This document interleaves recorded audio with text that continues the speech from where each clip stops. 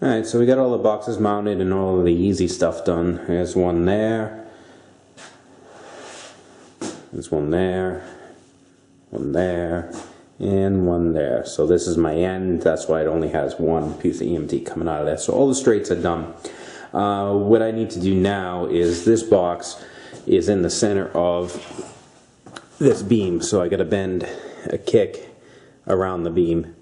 That way there I don't have a wire coming off of the sill there, which is push. That's wood sill is about 3-4 inches in further than the edge of this wall. So that way there the wire doesn't come out and go around the beam and into a box. This way it's protected all the way down and all the way back up to the other side.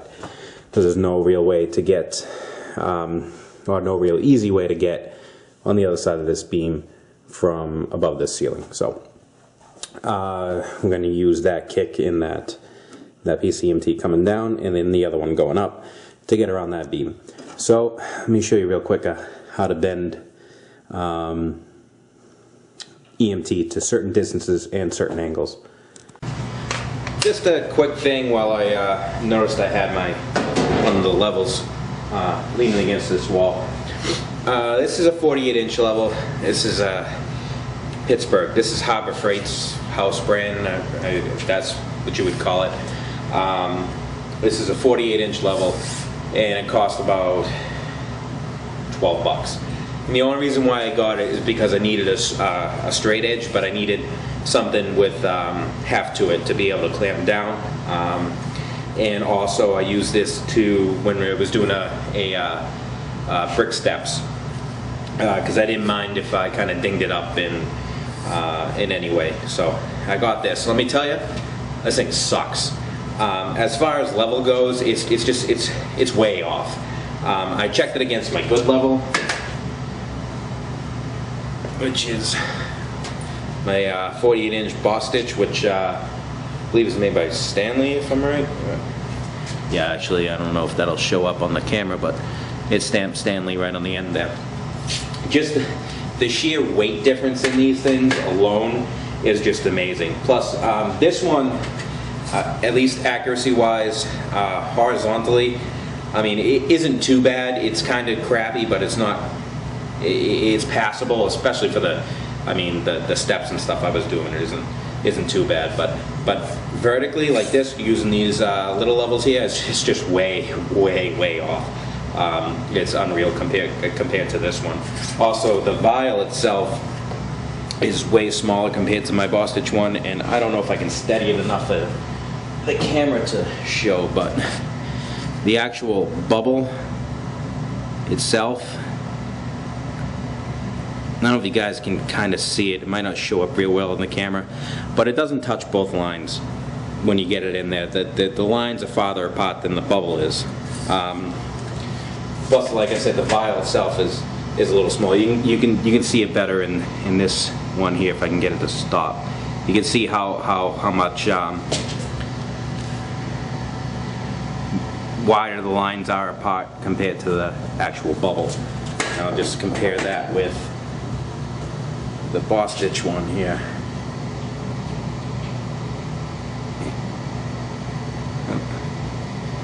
Those might not show up as good, but the bubble is just as long as those lines are, and the same thing with these here. So I mean, this boss stitch one I think is in the 40s. The other one is $12, and even compared to this is Cobalt, which I think is Lowe's house brand. I mean, even compared with this is just way better quality than that ever is, and this probably a smaller level here, 24-inch level is probably in the 20s. So, but once you do all the EMT, the EMT and stuff, you're gonna need a level to obviously make sure that the EMT is level vertically. You're gonna want, usually these are sold under electricians levels or plumbers levels. It's usually just an 8-inch level, but you got a V on one side to be able to put it on a pipe, and you're also magnetic on the other side. Trust me, the magnet is just a lifesaver and a time saver just to clamp that thing. Now it doesn't have to be any fancy. I mean, this thing has been stuck to the inside of my van door forever and a day. I think this is it's actually a Craftsman, kind of worn off there. Nothing special, but it works good. I mean, Klein makes one, I think, that has like 4 or 5 different vials and stuff with different angles on it, and I'm pretty sure it's backlit. I mean, you don't need anything fancy, just a little 8-inch level, like I said, with a magnet will get you by. So anyway, okay, so let's get to the bending tool that you're going to need. This is it. It's nothing fancy. It usually consists of a head and some sort of pole. There are many different flavors of this. This happens to be the 1/2-inch one, obviously from the 1/2-inch EMT we're using. They make 3/4, 1-inch, whatever other kind you're using, and there are plenty of different makes. Klein makes one, Greenlee makes one, this one here happens to be an Ideal. Now the head here, this little kind of grip surface here, this is a foot bar. When you put it on the ground, you can put your foot against this to bend it, but you can also bend it standing up. You can see the markings here. We have an arrow, you have a star right here, and you have angle markings up to 60 degrees. And any good piping bender will have this on the bottom. See, it says stubs, 5 inches to arrow. That means that the arc here is 5 inches once you bend a 90 degree. So this is going to add 5 inches to whatever your measurement it is. As an example, let me grab, let's see here. This is a 12-inch tile. So I want to go from here to here is 12 inches. Well, that arc is going to add 5 inches to my measurement from that arrow, which means I have to subtract that 5 inches from my 12-inch measurement. So in other words, I'm going to put a mark at 7 inches from the end of the tubing. Line that up with the arrow mark, bend my 90, and then that tubing should come right up to the top of this. So let's try that out here. Let me grab my tape measure here.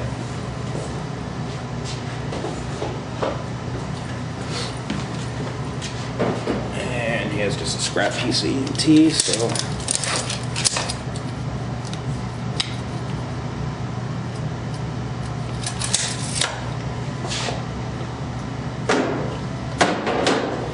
So we have our mark at 7 inches, just to show you that that's definitely 7 inches.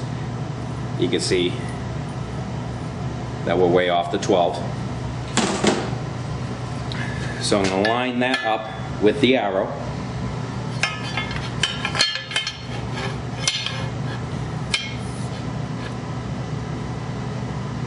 We're right there, and now you can either hold it and put your weight against it here and bend it down.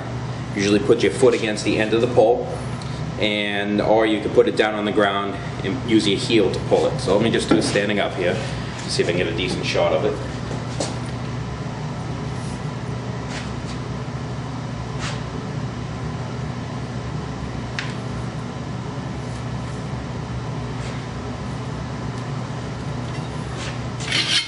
There's a 90-degree bend.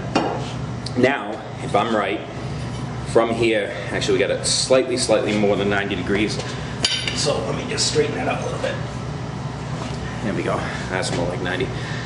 So, now if I did everything right, this should come right up to the edge of that tile.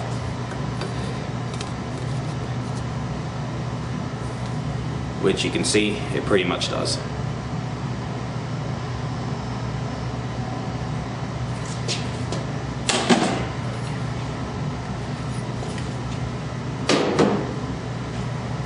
Now you can get these like this that have the nice painted pole to it, or you can get just a head. A lot of guys get just a head and just use a piece of black iron threaded right in there. Either way works. So what we have to do, get you up here, get you a little bit better head-on view here. So now we have to come up the wall here. We're going to be coming off of this knockout. We have to come up and we have to go around this beam.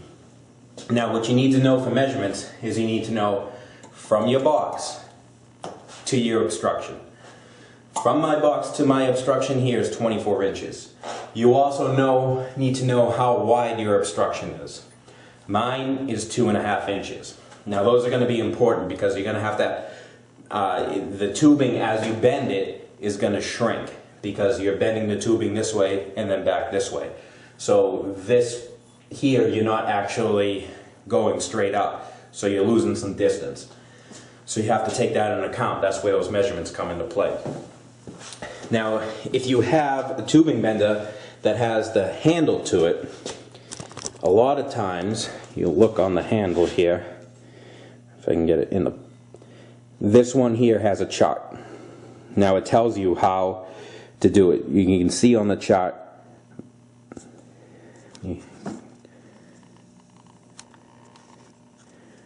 there we go. Depending on your angle, this here is what you would have to set your second mark at. I'll show you what I mean by that. And this is how much you shrink.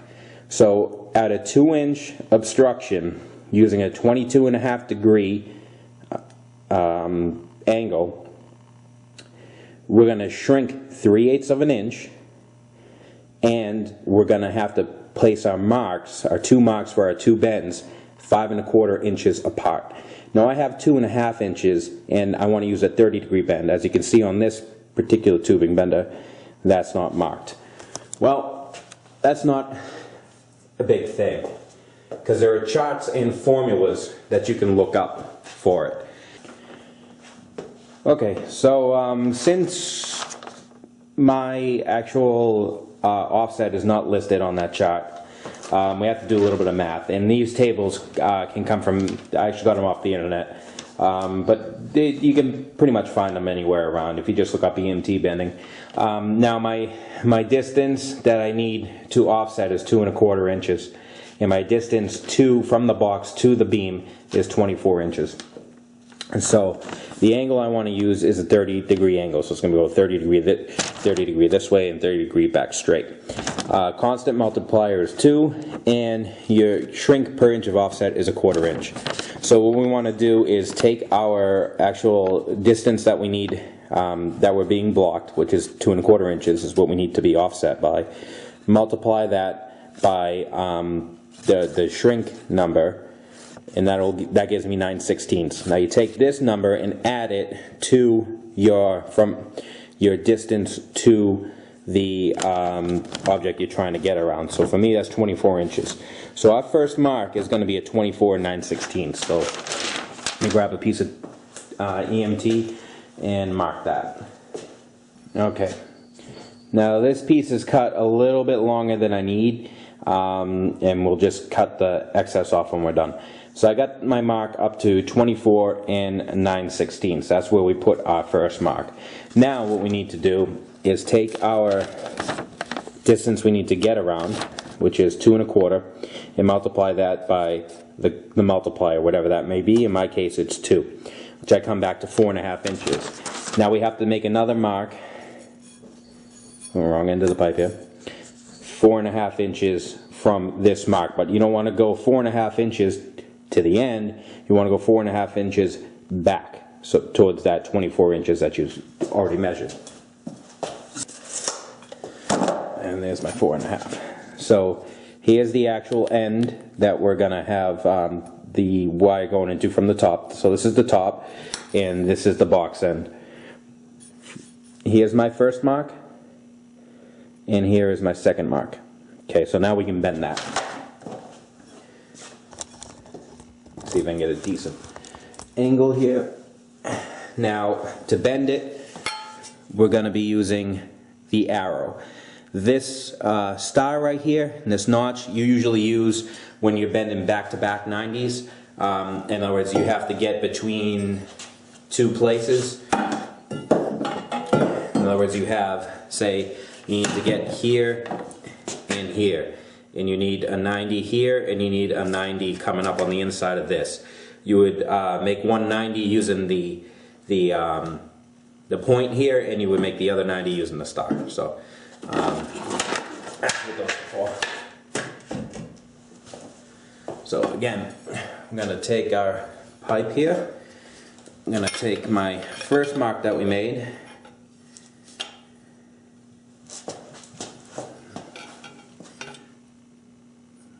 There's my first mark there, lined up with the arrow. We're going to bend that.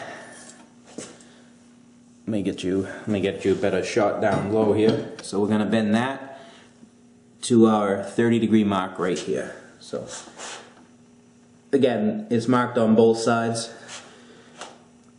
So we'll just go foot the bottom here and we'll bend it.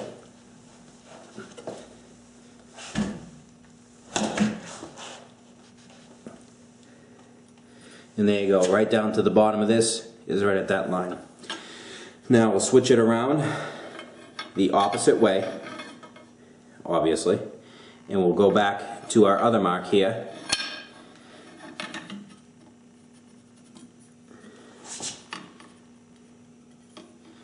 Again, making sure we're bending the opposite way, and we'll bend right down to 30 degrees again.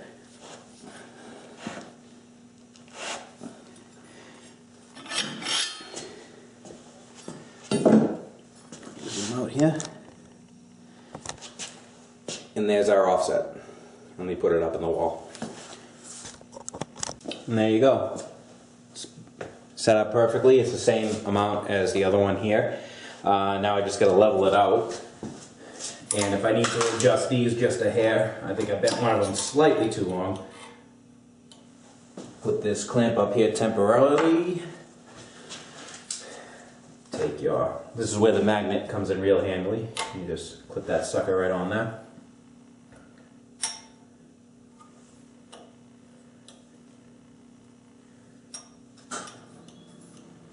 They're nice and in the lines, which is where it is. And about there. Mark.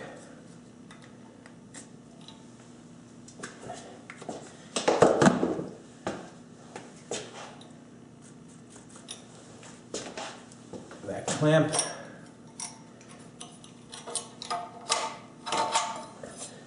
Pick this up.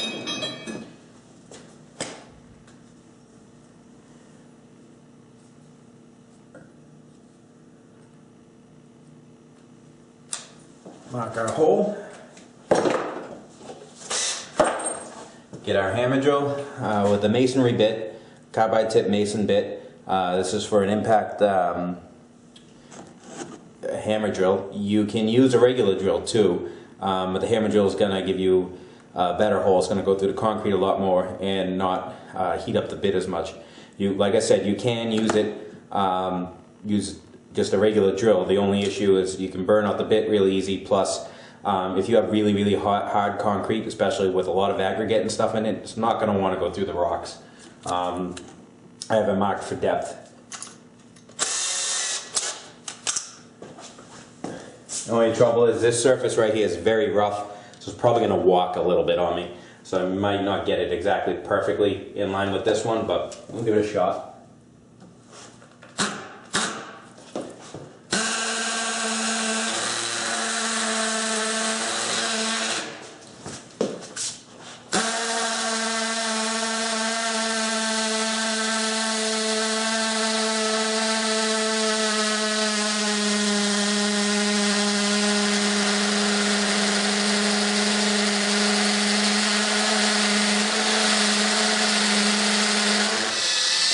Okay, we're in there for depth.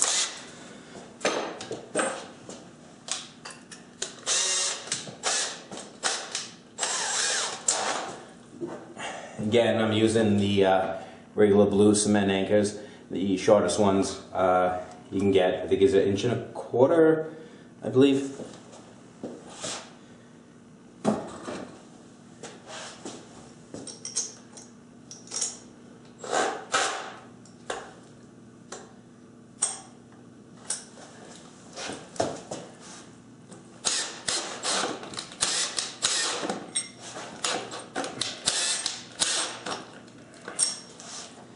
And of course my battery's dying. Drilled all the other ones around here too. That's why. Oh, Good old hand nut driver.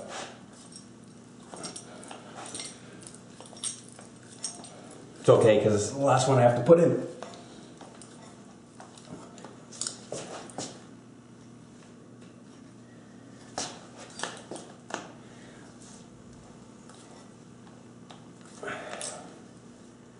There we go.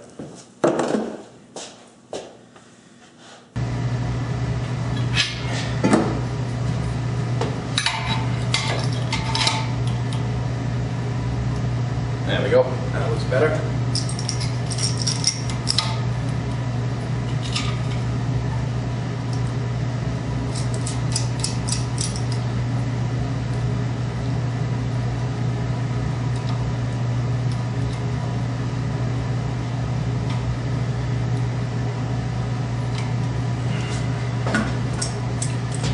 Now tighten the, make sure your lock nuts on there nice and tight. A little tap.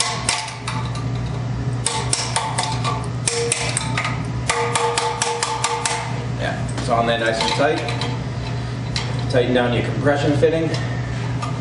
Just make sure that this doesn't twist on you. Make sure you're as parallel as you can get. It'll be about there.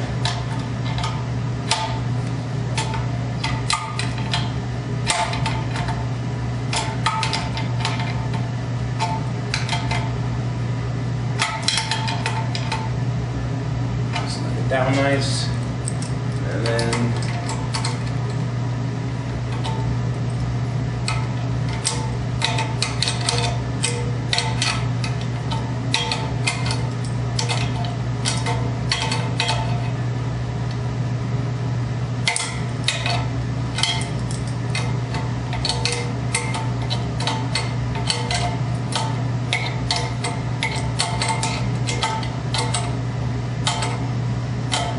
as you can tell, I'm not left-handed.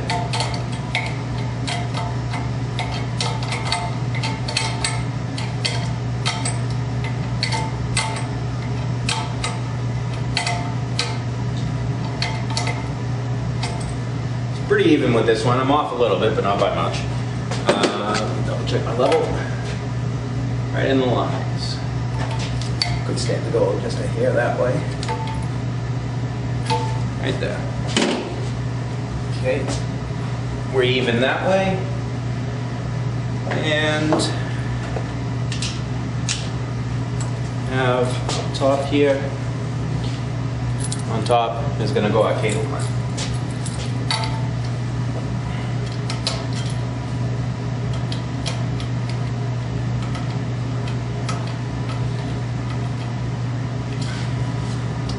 There we go. That's it.